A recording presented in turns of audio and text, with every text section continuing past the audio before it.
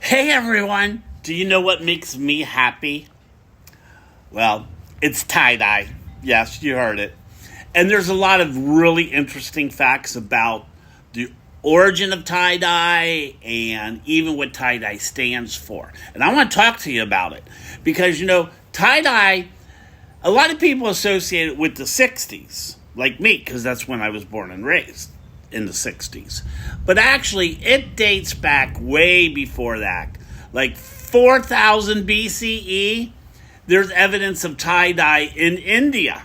And it's, they call it the Bandhani technique. And then China has tie-dye back into the 5th century, and that's shibori. And then you find tie-dye also in Peru around 500 to 810 AD. So tie-dye's been all over the world. So it has a very global thing. And what's so cool about it, each different areas of the world has their own type. Like you have, like the designs. So you have tie-dye in Indonesia. That's Jumtuin, I think it's called. And then you have West African, that's Edmiri. So there's all types of tie-dye. But we're most common with tie-dye that started in the 1960s. We call that the tie-dye that became really popular during the hippie movement. But actually, tie-dye goes back in the United States further than that. Tie-dye was really popular during the Great Depression. When people didn't have money, it was a cheap way to change the look of material. But then when the hippie movement came along in the 60s, I was born in the 60s.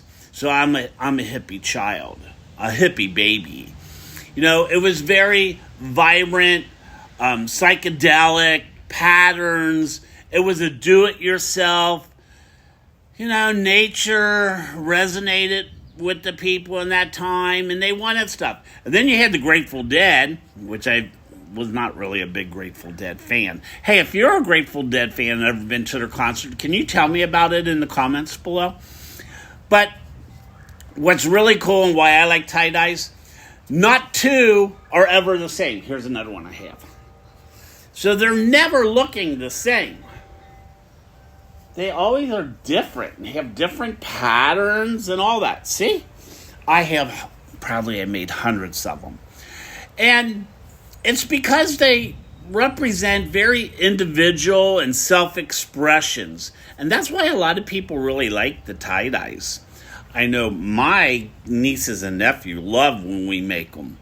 But it also represents, freedom and non-conformity, which that's definitely me. And then you have the artistic expression. You're picking the colors. And like I do this ice technique, there's no way of knowing how it's going to come out because as the dye is on top of the ice and as the ice melts, it moves and shakes.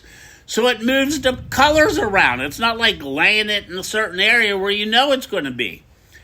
There's a lot of cool things about tie-dye. And it's just fun. It's how you can express yourself. I really like tie-dye. If I'm ever in a really, really bad mood, I can tell you, if you hear me breaking out tie-dye, there's a problem that I'm dealing with. Just to let you know. Hey, probably more useless information than you wanted to know. Hey, remember as always, love, peace, and respect.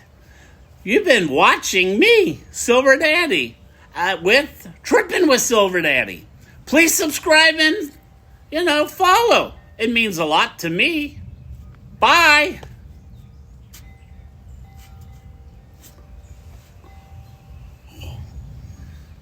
Bye.